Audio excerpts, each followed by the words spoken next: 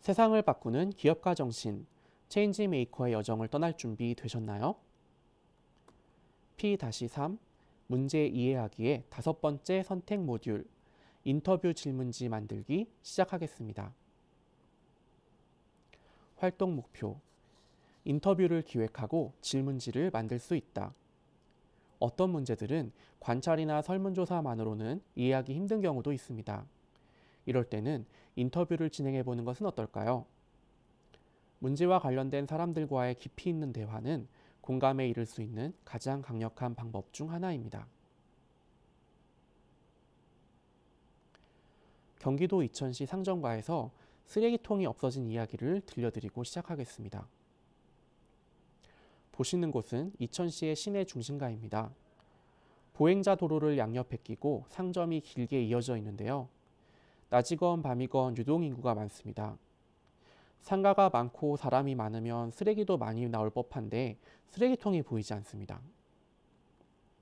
그 중에서도 가장 사람이 많은 보행로를 문화의 거리로 부르고 있는데 보이는 지도에서 검은색 선으로 표시된 곳입니다.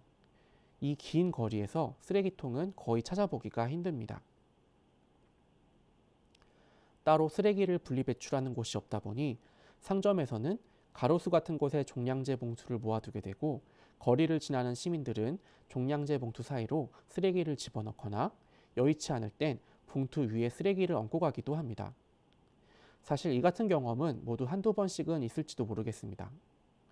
그런데 봉투 위에 얹은 쓰레기가 많아지면 하나 둘 아래로 굴러 떨어지고 주변 전체에 쓰레기가 나뒹굴게 되는 악순환이 이어지고 있었습니다.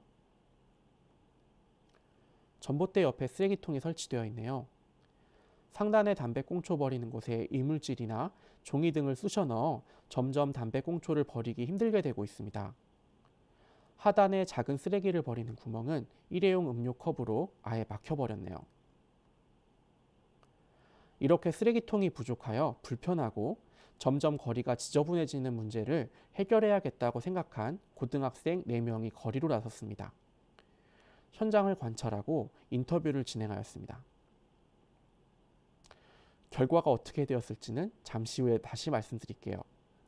여러분도 지금 역시 문제를 깊이 이해하기 위해서 관찰과 인터뷰를 진행하는 단계입니다. 성공적인 인터뷰를 위해서는 몇 가지 준비가 필요합니다. 첫 번째는 인터뷰 안내 만들기입니다. 지나가는 사람을 붙잡고 갑자기 인터뷰를 시작하는 것은 어렵습니다. 인터뷰를 시작하기 전에 여러분과 인터뷰에 대해서 설명할 수 있는 인터뷰 안내사항을 작성합니다. 인터뷰를 왜 하는지, 시간은 얼마나 걸리는지, 내 개인정보가 어디에 쓰이는지, 녹음은 왜 하고 있는 건지, 소개 없이 진행하는 인터뷰는 거절당하거나 결과가 좋지 않을 수 있습니다. 두 번째로 인터뷰를 나가기 전에 질문을 미리 만들어 놓으면 좋습니다. 좋은 대답을 얻으려면 좋은 질문을 던져야 한다는 건 너무나도 당연한 말입니다.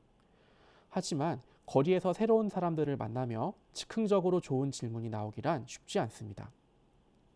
질문이 준비되어 있지 않다면 뻔한 질문을 하게 되고 또 뻔한 대답만 주고받게 되겠습니다. 그럼 이제 성공적인 인터뷰를 위한 준비를 시작해 볼까요? 아래와 같은 양식으로 인터뷰 시트를 만들어 봅시다.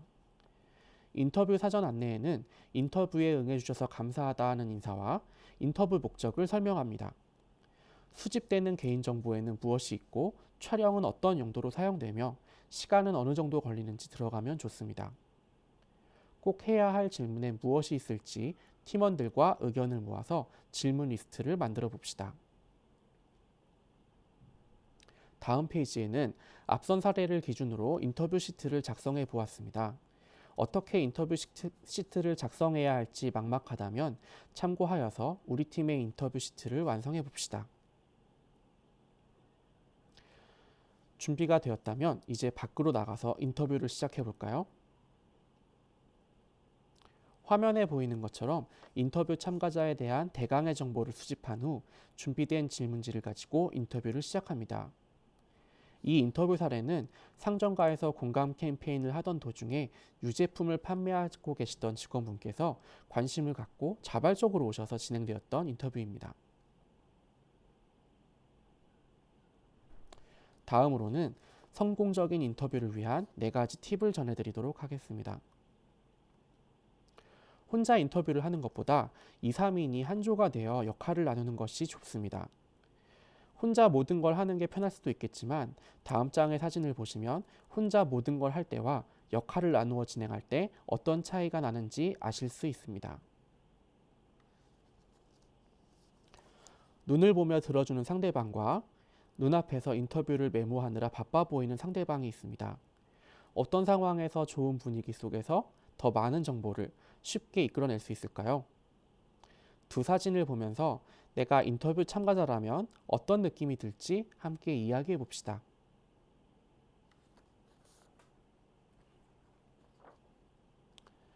인터뷰를 하는 사람은 되도록 정면에서 상대방의 눈을 보면서 질문을 하고 대답에 경청합니다.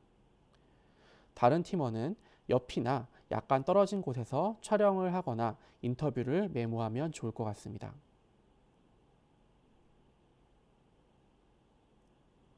두 번째 팁입니다.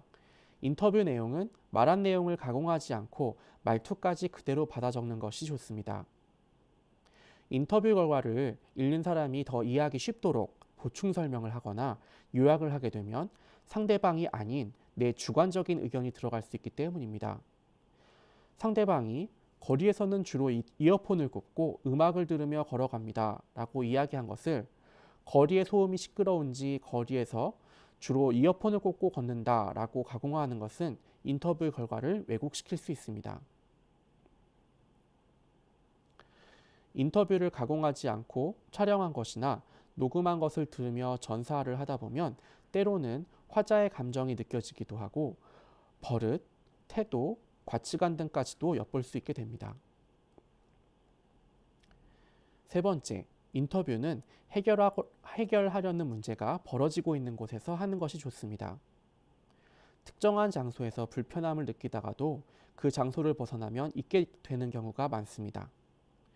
우리가 해결하려는 문제와 관련된 장소에서 인터뷰를 진행하면 훨씬 좋은 결과를 얻을 수 있습니다.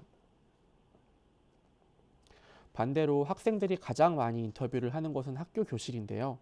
이런 경우 경험보다는 상상에 의한 답변을 하게 되는 경우가 생길 수 있습니다.